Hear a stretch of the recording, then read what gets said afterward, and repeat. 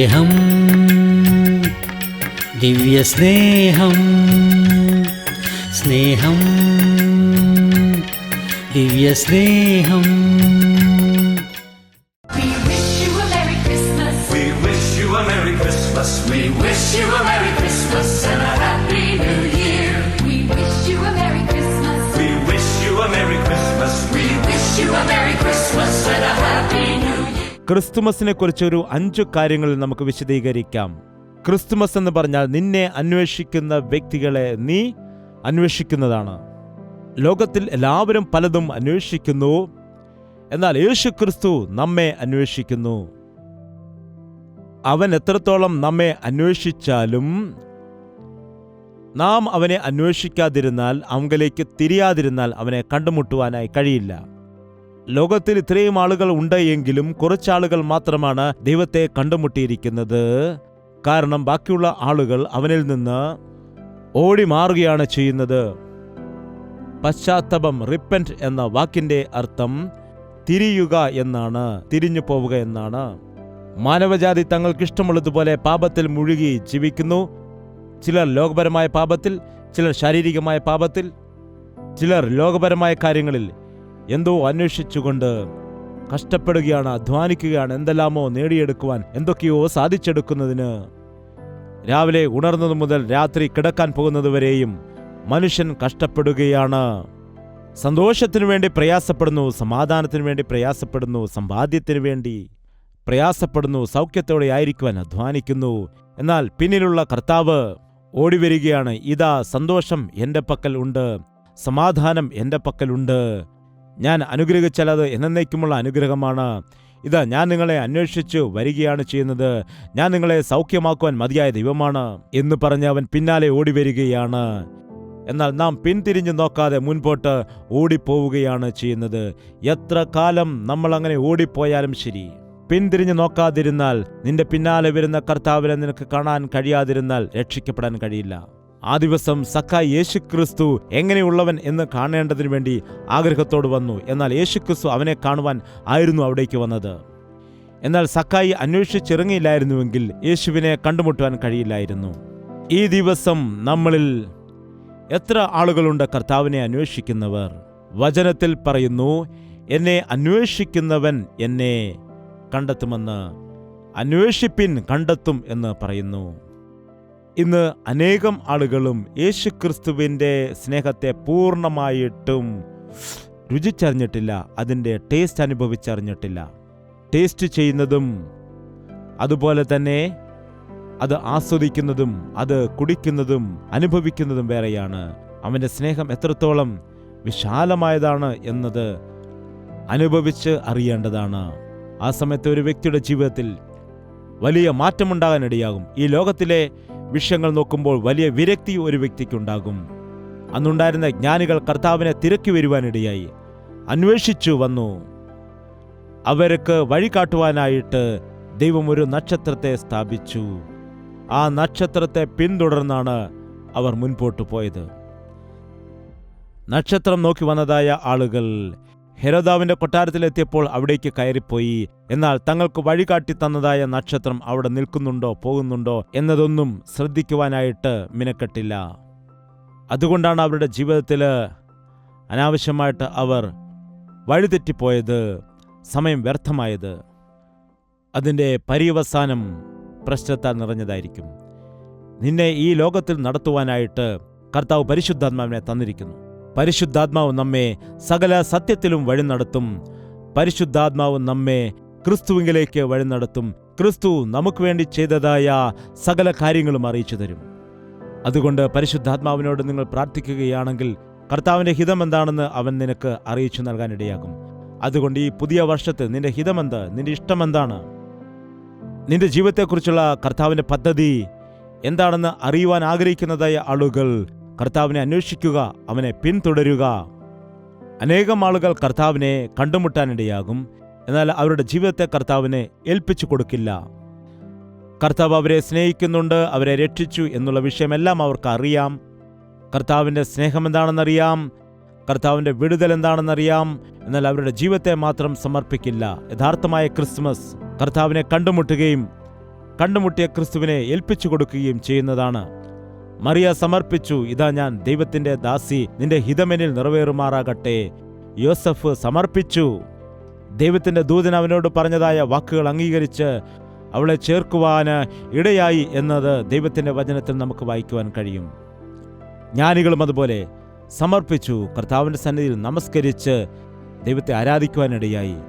ഇന്ന് അനേകം ആളുകളും ക്രിസ്മസ് എന്ന് പറഞ്ഞ് ആഘോഷിക്കുന്നു. എന്നാൽ ഈ ദിവസം കർത്താവിൻ്റെ സന്നിധിയിൽ സമർപ്പിച്ചുകൊണ്ട്, കർത്താവേ, ഇതാ കർത്താവേ, എന്നെ സമർപ്പിക്കുന്നു, എൻ്റെ ചിന്തകൾ, എൻ്റെ ഇഷ്ടം, എൻ്റെ ആഗ്രഹങ്ങൾ, അവയെല്ലാം നിന്റെ കരങ്ങളിലേക്ക് ഞാൻ സമർപ്പിക്കുകയാണ്. നീ എന്താണോ പറയുന്നത് അതുപോലെ തന്നെ ഞാൻ ചെയ്യാം എന്ന് സമർപ്പിക്കുന്നതാണ് യഥാർത്ഥ സന്തോഷം.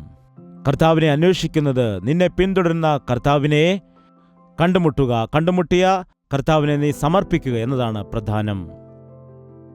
ക്രിസ്മസിന്റെ സ്റ്റോറിയെക്കുറിച്ച് നാം പഠിക്കുന്ന സമയത്ത് നമുക്കറിയാം, ജ്ഞാനികളെക്കുറിച്ചും ആട്ടിടയന്മാരെക്കുറിച്ചും എല്ലാം നമുക്ക് കാണുവാനായിട്ട് കഴിയും. ആട്ടിടയന്മാർക്ക് ദൈവദൂതന്റെ പ്രത്യക്ഷത ലഭിച്ചു. ദൈവദൂതൻ വന്ന് പറഞ്ഞു, അല്ലെങ്കിൽ സ്വർഗീയ സൈന്യം ഇറങ്ങി വരുവാനിടയായി അവർക്ക് വേണ്ടി. അവർക്ക് വെളിപ്പെട്ടിട്ട് അവരോട് പറയുകയാണ്, ഇതാ നിങ്ങളിനിയും അടിമത്തത്തിലോ ദുഃഖത്തിലോ ഭാരത്തിലായിരിക്കേണ്ട കാര്യമില്ല. നിങ്ങൾക്ക് വേണ്ടി രക്ഷകൻ വന്നിരിക്കുന്നു, നിങ്ങൾക്ക് വേണ്ടി രക്ഷകൻ ജനിച്ചിരിക്കുന്നു എന്ന ശുഭവർത്തമാനം അവരെ അറിയിച്ചു.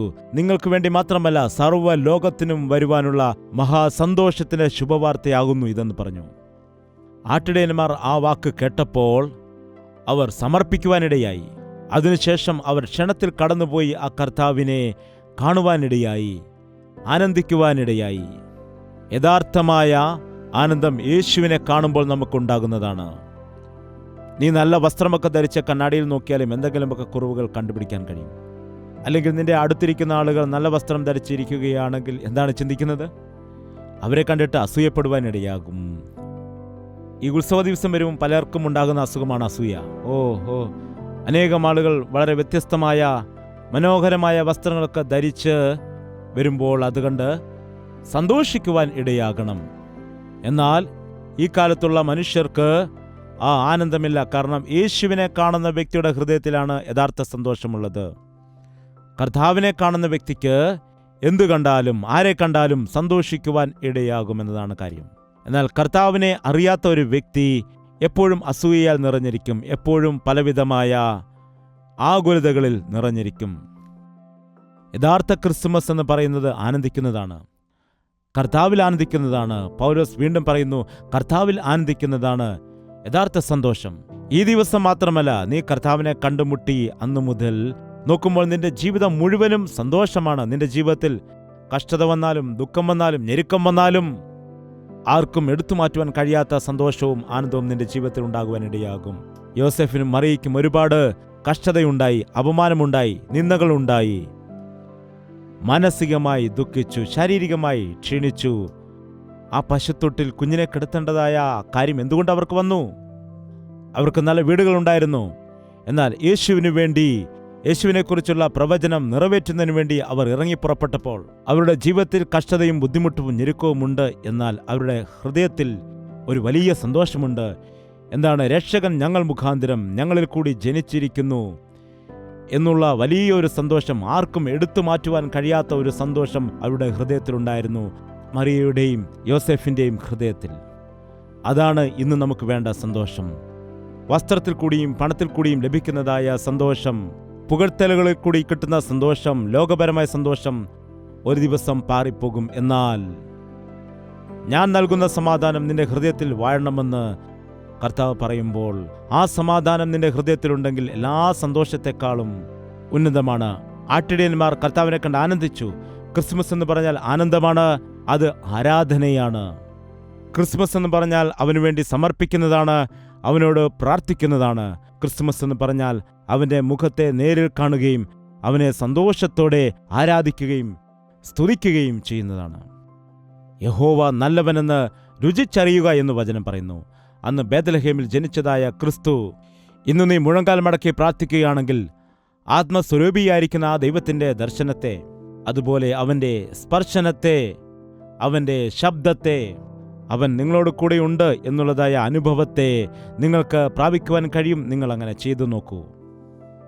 അതുമാത്രമല്ല, ആ ആട്ടിടയന്മാർ സന്തോഷിച്ചതിന് ശേഷം എല്ലാവരെ പോലെയും നിന്നില്ല. അവർ എന്തു ചെയ്തെന്നറിയാമോ? തങ്ങൾ കണ്ട വിഷയത്തെക്കുറിച്ച്, കേട്ടതായ വിഷയത്തെക്കുറിച്ച് പ്രചരിപ്പിച്ചു എന്ന് ബൈബിളിൽ പറയുന്നു. തങ്ങൾ രക്ഷകനെക്കുറിച്ച് കേൾക്കുവാനിടയായി, തങ്ങൾ ആ രക്ഷകനെ കൺകുളിർക്കെ കാണുവാനിടയായി. അതിനുശേഷം അവർ സന്തോഷിച്ച് ഉല്ലസിച്ചുകൊണ്ട് ബേത്ലഹേമിലെ വീഥികളിൽ കൂടി അവർ മുൻപോട്ട് പോയിക്കൊണ്ട് എല്ലാവരോടും ഈ വാർത്ത പ്രചരിപ്പിക്കുവാനിടയായി. കൺമുൻപിൽ കണ്ടതായ ആളുകളെ പിടിച്ചു നിർത്തിക്കൊണ്ട് പറയുവാനിടയായി, ഞങ്ങൾ കണ്ടു, ഞങ്ങൾ രക്ഷകനെ കണ്ടു എന്ന്. ഇതാ സ്വർഗത്തിലെ ദൂതന്മാർ ഇറങ്ങി വന്ന് ഞങ്ങളോട് സംസാരിച്ചിരിക്കുന്നു. അത്യുന്നതങ്ങളിൽ ദൈവത്തിന് മഹത്വം, ഭൂമിയിൽ സന്മനസ്സുള്ളവർക്ക് സമാധാനം എന്ന ദൈവത്തെക്കുറിച്ചുള്ള പാട്ടുകൾ പാടിയെന്നവർ പറഞ്ഞു.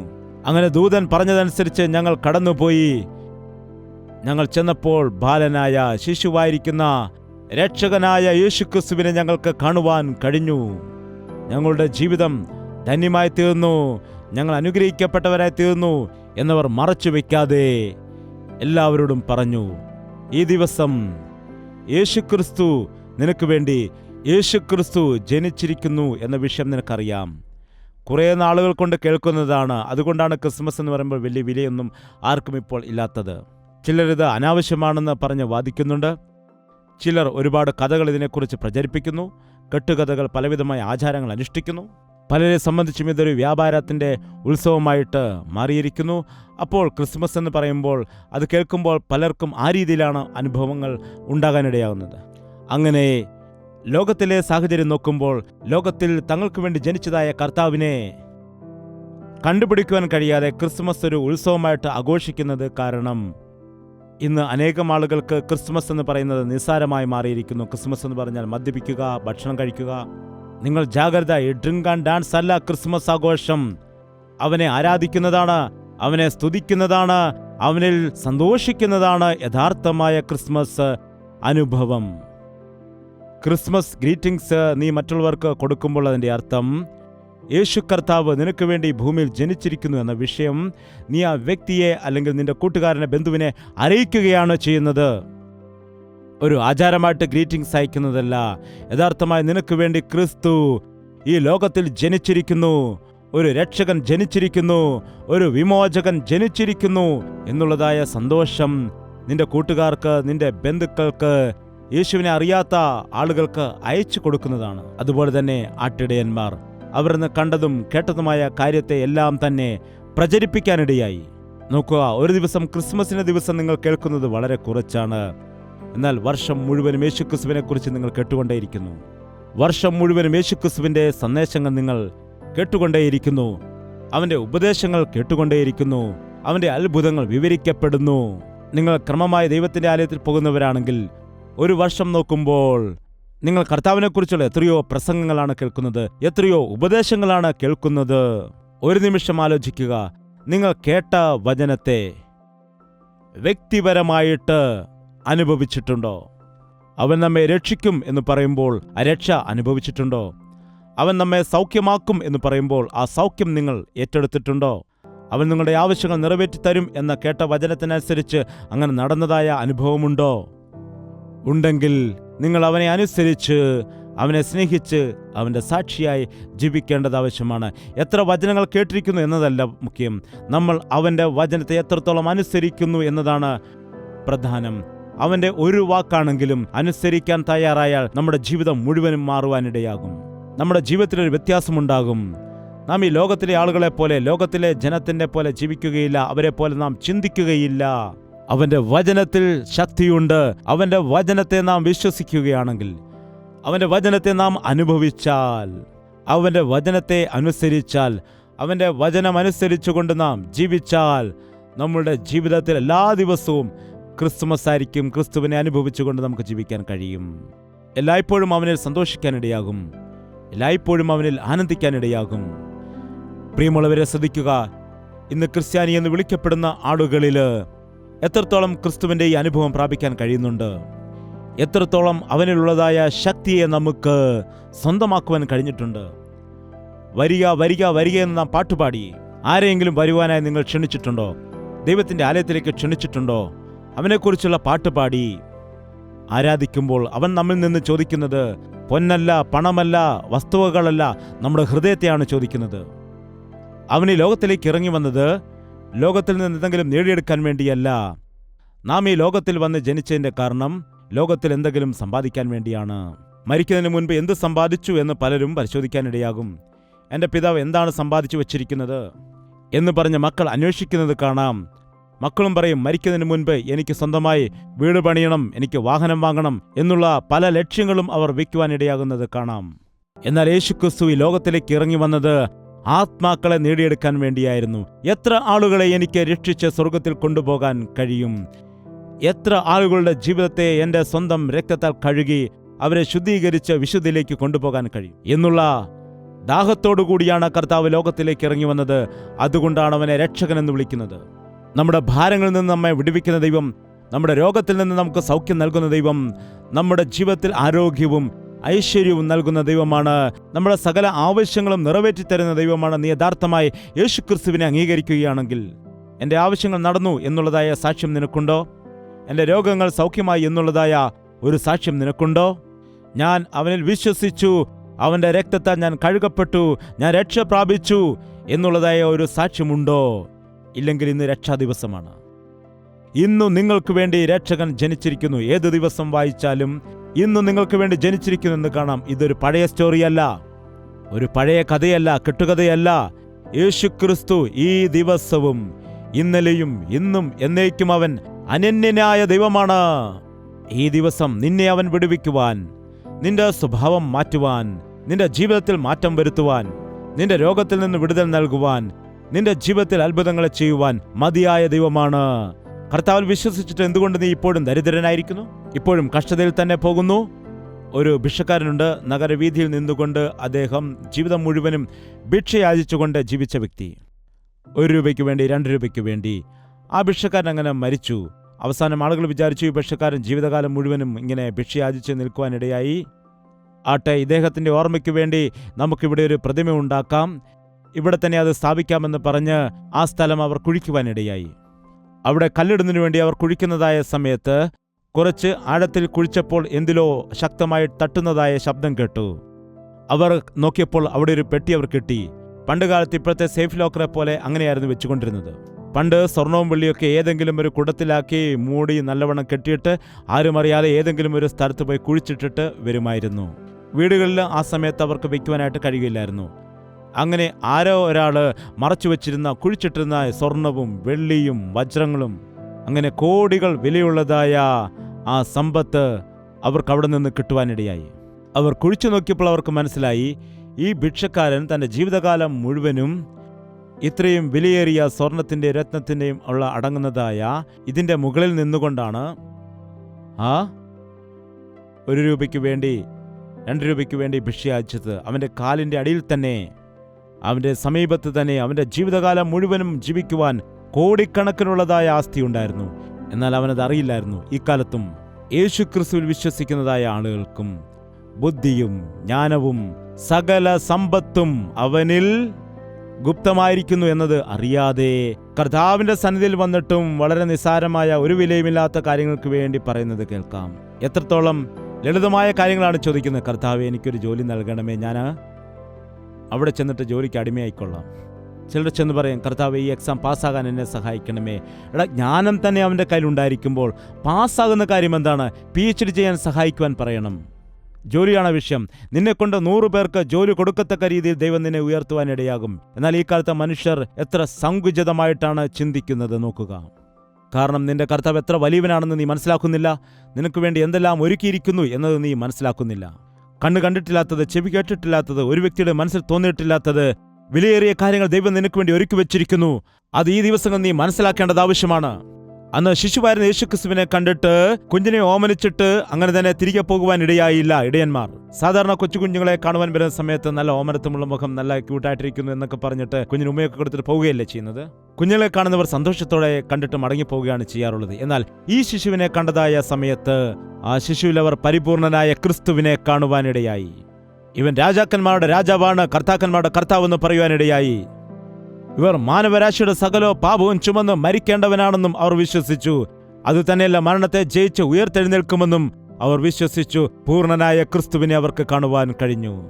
ഇന്ന് നിന്നെ നോക്കുമ്പോൾ എത്രയോ നാളുകളായിട്ട് നീ വചനം കേൾക്കുന്നുണ്ട്, ദൈവത്തിന്റെ ഉപദേശങ്ങൾ കേൾക്കുന്നുണ്ട്. നീ എന്താണ് ക്രിസ്തുവിനെ കുറിച്ച് മനസ്സിലാക്കിയിരിക്കുന്നത്? അവനൊരു ശിശുവല്ല. ഇന്ന് പലരും ശിശുവായ യേശു ക്രിസ്തുവിനെയാണ് കാണുന്നത്. അവൻ പൂർണ്ണനായ ദൈവമാണ്. അവൻ പാപികൾക്ക് വേണ്ടി കാൽവരി ക്രൂശിൽ മരിച്ച് ഉയർത്തെഴുന്നേറ്റതായ യേശു ക്രിസ്തുവാണ്. ഈ ജീവനുള്ള ക്രിസ്തുവിനെ നീ ആരാധിക്കുന്നു എന്നുണ്ടെങ്കിൽ നീയും ജീവിച്ചിരിക്കുവാനിടയാക്കും. നീ മരിച്ചവനെ പോലെ ആയിരിക്കുകയില്ല, കോമയിലുള്ളത് പോലെയല്ല. എന്താണ്? ഉത്സവ ദിവസം മാത്രമല്ല, ജീവിതം മുഴുവനും സന്തോഷിച്ച് ഉല്ലസിച്ചാർക്കണം. ജീവിതം മുഴുവനും സന്തോഷത്തോടെ ഉല്ലാസത്തോടെ ജീവിക്കണം. നിന്റെ ഭാരമെല്ലാം അവൻ ചുമക്കുന്ന ദൈവമാണ്. നിന്റെ ആകുലതകളെല്ലാം മാറ്റുന്ന ദൈവമാണവൻ. നിനക്കെന്തുകൊണ്ടാണ് ഭാരം? എന്തുകൊണ്ടാണ് വിഷമം? നിന്റെ കർത്താവിൽ നീ പൂർണ്ണമായി വിശ്വസിക്കാത്തത് കൊണ്ടാണ് നീ ഇന്ന് ആകുലതയുള്ളവനായിട്ട് ജീവിച്ചുകൊണ്ടിരിക്കുന്നത്. ഒരു യഥാർത്ഥ ക്രിസ്ത്യാനിക്ക് എല്ലാ ദിവസവും ക്രിസ്മസ് ആണ്. എല്ലാ ദിവസവും സന്തോഷമാണ്. എല്ലാ ദിവസവും ആനന്ദമാണ്. എല്ലാ ദിവസവും സ്തുതിയാണ്. എല്ലാ ദിവസവും കർത്താവിന്റെ സന്നിധിയിൽ അവനെ ആരാധിച്ച്, അവനെ സ്തുതിച്ച്, മഹത്വപ്പെടുത്തി, അവൻ നൽകുന്ന കൃപകൾ ഏറ്റെടുത്തുകൊണ്ട് ആകാശത്തിലെ പക്ഷികളെ പോറ്റുന്ന ദൈവം എന്നെയും പോറ്റുമെന്ന് വിശ്വസിച്ച് ഒരു കുറവും കൂടാതെ എന്റെ കർത്താവ് എന്നെ കാക്കുമെന്ന വിശ്വാസമാണ് യഥാർത്ഥ ക്രിസ്തീയ ജീവിതം. നിന്റെ ജീവിതത്തിൽ ഒരു അത്ഭുതം കാണണമെന്നുണ്ടെങ്കിൽ, വരുന്നതായി പുതുവർഷത്തിൽ നിന്റെ ജീവിതത്തിൽ അത്ഭുതവും അനുഗ്രഹങ്ങളും സംഭവിക്കണമെന്നുണ്ടെങ്കിൽ, ജ്ഞാനികളെപ്പോലെ കർത്താവിനെ അന്വേഷിക്കാം. അവനെ കണ്ടുപിടിച്ച് അവന്റെ സന്നിധിയിൽ നമ്മുടെ ഹൃദയത്തെ സമർപ്പിക്കാം. ഇടയന്മാരെ പോലെ കർത്താവിനെ നമുക്ക് എതിരേൽക്കാം. യേശുക്രിസ്തുവിനെ കുറിച്ച് നാം കണ്ടതും കേട്ടതുമായ വിഷയങ്ങൾ നമ്മുടെ ചുറ്റുപാടും ഉള്ളവർക്ക് പ്രചരിപ്പിക്കാം. യേശുക്രിസ്തുവിന്റെ സുവിശേഷം എന്നത് നമുക്ക് വേണ്ടി മാത്രമല്ല, സകല ലോകത്തിനും വരുവാനുള്ളതായ മഹാസന്തോഷമാകുന്നു അത്. ഇതൊരു പ്രത്യേകമായ ദേശത്തിനു വേണ്ടിയുള്ളതല്ല, സർവ്വ ലോകത്തിനുമുള്ളതായ ഒരു മഹാസന്തോഷമാണ്. ഇന്ന് രക്ഷകനായ യേശുക്രിസ്തു നിനക്ക് വേണ്ടി ജനിച്ചിരിക്കുന്നു. മനുഷ്യനാവശ്യമായത് രക്ഷയാണ്. രക്ഷയ്ക്കാവശ്യം പണമായിരുന്നെങ്കിൽ ദൈവം പണം തന്നേനെ. മനുഷ്യന് വേണ്ടത് വിനോദങ്ങളാണെങ്കിൽ ദൈവം വിനോദവുമായിട്ട് ലോകത്തിലേക്ക് വന്നേനേയും. എല്ലാം ഉണ്ടെങ്കിലും മനുഷ്യനുള്ള കുറവ് എന്താണെന്നറിയാമോ? അവന് രക്ഷയില്ല, സമാധാനമില്ല, വിടുതലില്ല, സ്വാതന്ത്ര്യമില്ല. ഏതു സമയം മറ്റുള്ളവരെ കുറിച്ച് കുറ്റം പറഞ്ഞ് വിമർശിച്ചിട്ട് വാദിച്ച് ഒരു നിമിഷം ചിന്തിച്ചു നോക്കുക. രണ്ടുപേർ കൂടിയാൽ പിന്നെ മൂന്നാമതൊരു വ്യക്തിയെക്കുറിച്ച് സംസാരിച്ചുകൊണ്ടേയിരിക്കും. 3 വ്യക്തികൾ കൂടിയിരുന്നാൽ പിന്നെ 4മതൊരു വ്യക്തിയെക്കുറിച്ച് സംസാരിച്ചുകൊണ്ടിരിക്കും. 5-6 പേർ കൂടിയിരിക്കുകയാണെങ്കിൽ പിന്നെ ദേശത്തുള്ള സകല ആളുകളെക്കുറിച്ചും അവൻ അങ്ങനെയാണ്, ഇവൻ അങ്ങനെയാണ്, അങ്ങനെയാണ്, ഇങ്ങനെയാണ് വ്യർത്ഥമായ കാര്യങ്ങളെക്കുറിച്ച് പറയുന്ന എത്രയോ ആളുകളുണ്ട്. നമുക്ക് ആവശ്യമായ കാര്യങ്ങൾ സംസാരിക്കുന്നവർ എത്ര പേരുണ്ട്? ദൈവത്തെക്കുറിച്ച് പറയുന്നവർ എത്ര പേരുണ്ട്? ദൈവത്തിന്റെ സ്നേഹത്തെക്കുറിച്ച്, ദൈവത്തിന്റെ കരുതലിനെക്കുറിച്ച് പറയുന്നവർ എത്ര പേരുണ്ട്? ഈ ദിവസം ഒരു തീരുമാനമെടുക്കാം. ഈ ക്രിസ്മസ് ദിനത്തിൽ എനിക്കൊരു വലിയ മാറ്റമുണ്ടാകണം. നീ എത്ര വലിയ ദൈവമാണെന്ന് മനസ്സിലാക്കിക്കൊണ്ട്, നിന്റെ മുൻപിൽ സമർപ്പിച്ചുകൊണ്ട്, നിന്നോട് പ്രാർത്ഥിച്ചുകൊണ്ട്, നിന്നെ ആരാധിച്ചുകൊണ്ട് നിന്റെ സ്നേഹത്തെക്കുറിച്ച് പങ്കുവയ്ക്കുവാനും സഹായിക്കണമെന്ന് കർത്താവിനോട് ചോദിക്കാം. ഇപ്പോൾ എഴുന്നേറ്റ് നിൽക്കാം, പ്രാർത്ഥിക്കാം. ഇപ്പോഴും നീ കുറവിൽ ആയിരിക്കുന്നുവോ? ഇപ്പോഴും ദുഃഖത്തിലായിരിക്കുകയാണോ? ഇപ്പോഴും നീ രോഗത്താൽ ഭാരപ്പെടുകയാണോ? ഇപ്പോഴും സമാധാനമില്ലാത്ത അവസ്ഥയിലാണോ? നിന്റെ ജീവിതത്തിൽ ഇപ്പോഴും പൂർണ്ണതയില്ലാത്ത അവസ്ഥയിലായിരിക്കുന്നുവോ? ഇതാ കർത്താവിങ്കിലേക്ക് വരിക. നിന്നെ പിന്തുടരുന്ന കർത്താവിങ്കിലേക്ക് നീ നോക്കുക. അവൻ നിന്നെ കരം നീട്ടി അനുഗ്രഹിക്കുന്നതിനു വേണ്ടി, നിന്നെ കരം നീട്ടി ആശ്വസിപ്പിക്കുന്നതിനു വേണ്ടി ഒരുങ്ങി നിൽക്കുന്ന കർത്താവാണ്. അവങ്കിലേക്ക് നോക്കുക. അവൻ നിനക്ക് വേണ്ടി കാത്തിരിക്കുന്നു.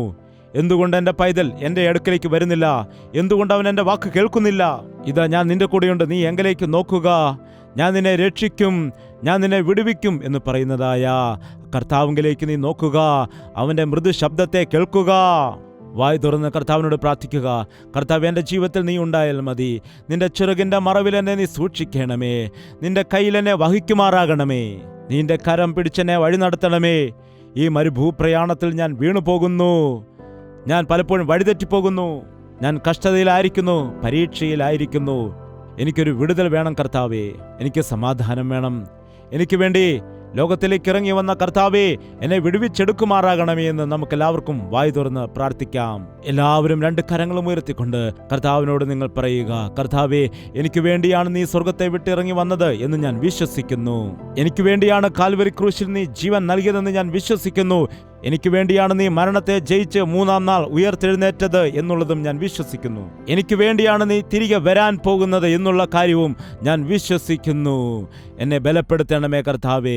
വിശ്വാസത്തിൽ മുൻപോട്ട് പോകുവാൻ എന്നെ സഹായിക്കണമേ. എൻ്റെ ഹൃദയത്തിലേക്ക് നീ വരണമേ. എന്നെ നീ ബലപ്പെടുത്തുമാറാകണമേ കർത്താവേ. നിന്നിലുള്ള സമ്പൂർണമായ സമാധാനം അനുഭവിക്കുവാൻ എന്നെ സഹായിക്കണമേ. എന്നെ അഭിഷേകം ചെയ്യണമേ. എല്ലാവർക്കും വായ് തുറന്ന് പ്രാർത്ഥിക്കാം. പരിശുദ്ധനായ സ്നേഹമുള്ള പിതാവേ, ഒരിക്കൽ കൂടി ഈ ക്രിസ്മസ് ദിനത്തിൽ നിന്റെ സന്നിധിയിലേക്ക് കടന്നു വന്ന ഞങ്ങളെല്ലാവരെയും നീ അനുഗ്രഹിക്കണമേ. ഈ ദിവസമാണോ നീ ജനിച്ചത് എന്നുള്ള വിഷയം ഞങ്ങൾക്കറിയില്ല. എന്നാൽ നീ ഈ ലോകത്തിൽ വന്ന് ജനിച്ചു എന്നുള്ള സത്യം പൂർണ്ണമായിട്ട് ഞങ്ങൾ വിശ്വസിക്കുന്നു കർത്താവേ. നീ ശിശുവായി ജനിച്ചുവെങ്കിലും നീ സമ്പൂർണനായിരിക്കുന്ന ക്രിസ്തുവായിരിക്കുന്നു എന്ന് ഞങ്ങൾ വിശ്വസിക്കുന്നു. പൂർണ്ണനായ ക്രിസ്തുവിന്റെ മുൻപിൽ ഞങ്ങളെ തന്നെ സമർപ്പിച്ചുകൊണ്ട് നിന്നെ ആരാധിക്കുകയാണ് കർത്താവേ. ആദ്യനും അന്ത്യനും ഞാനാണെന്ന് പറഞ്ഞതായ കർത്താവേ, ഞാൻ തന്നെയാകുന്നു ആൽഫയും ഒമേഗയും എന്ന് പറഞ്ഞതായ കർത്താവേ, ഇതാ ഞാൻ മരണത്തിൽ നിന്ന് ഉയർത്തെഴുന്നേറ്റു ജീവനോടെയായിരിക്കുന്നു എന്ന് ഞങ്ങളോട് അരുളി ചെയ്തതായ കർത്താവേ, ഇത്ര വലിയ ക്രിസ്തുവിനെ എങ്ങനെയാണ് ഞങ്ങൾ മഹത്വപ്പെടുത്തേണ്ടത്? എങ്ങനെയാണ് ആ കർത്താവിൻ്റെ മുൻപിൽ സമർപ്പിച്ച് ആ കർത്താവിന് മഹത്വം കൊടുത്ത് അങ്ങയെ ആരാധിക്കേണ്ടത് എന്നത് പരിശുദ്ധാത്മാവിനാൽ ഞങ്ങൾക്ക് ബോധിപ്പിച്ചു തരണമേ ഞങ്ങളുടെ കർത്താവേ. രക്ഷയില്ലാത്തതായ ഒരു അനുഭവത്തിലേക്ക് ആരും കടന്നു ചെല്ലുവാൻ ഇടയാക്കരുതേ അപ്പാ. രക്ഷിക്കപ്പെടാതെ കർത്താവിൽ വിശ്വസിക്കാതെ ആയിരിക്കുന്നതായ ജനങ്ങളുണ്ട് ഒരുപാട് പേര്. ഈ ദിവസം കർത്താവെ നിന്റെ അത്ഭുത കാര്യങ്ങൾ അവരുടെ ജീവിതത്തിൽ ചെയ്യണമേ. ദൈവത്തിൻ്റെ കോപം അവരുടെ മേൽ വരാതിരിക്കുവാൻ തക്കവണ്ണം അവരെയെല്ലാം നീ രക്ഷിക്കുവാനിടയാകണമേ. അവരോട് നീ മനസ്സലിവ് കാട്ടണമെന്ന് പ്രാർത്ഥിക്കുന്നു. ഞാനും എൻ്റെ കുടുംബവുമോ ഞങ്ങൾ യഹോവയെ സേവിക്കും എന്ന വചനത്തോടുകൂടി, എന്ന വാഗ്ദത്തത്തോടുകൂടി ഞങ്ങളുടെ കുടുംബവും ഞങ്ങളുടെ കുഞ്ഞുങ്ങളുമെല്ലാം നിന്റെ രാജ്യത്തിനു വേണ്ടി ഒരുങ്ങുന്നതിനായിട്ട് ഈ പുതുവർഷത്തിൽ ഞങ്ങളെ എല്ലാവരെയും നീ സഹായിക്കുമാറാകണമേ എന്ന് പ്രാർത്ഥിക്കുകയാണ്. ഈ ദിവസം ശ്രേഷ്ഠകരമായ അനുഗ്രഹത്തോടെ അഭിഷേകത്തോടെ നിന്റെ മക്കളെയെല്ലാം അയക്കുമാറാകണമെന്ന് യേശുക്രിസ്തുവിൻ്റെ നാമത്തിൽ അപേക്ഷിക്കുന്നു പിതാവേ. ആമേൻ. എല്ലാവർക്കും ഞങ്ങളുടെ ക്രിസ്മസ് പുതുവത്സര ആശംസകൾ. We wish you a Merry Christmas. We wish you a Merry Christmas. We wish you a Merry Christmas and a Happy New Year.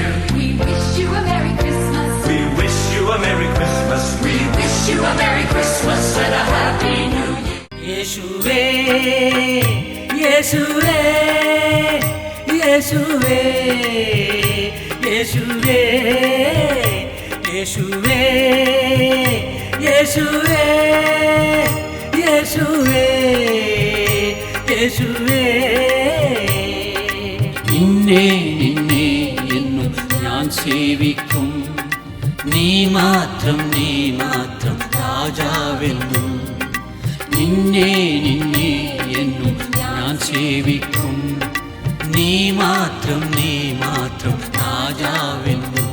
യേശുവേ യേശുവേ യേശുവേ യേശുവേ യേശുവേ യേശുവേ യേശുവേ യേശുവേ യേശുവേ യേശുവേ യേശുവേ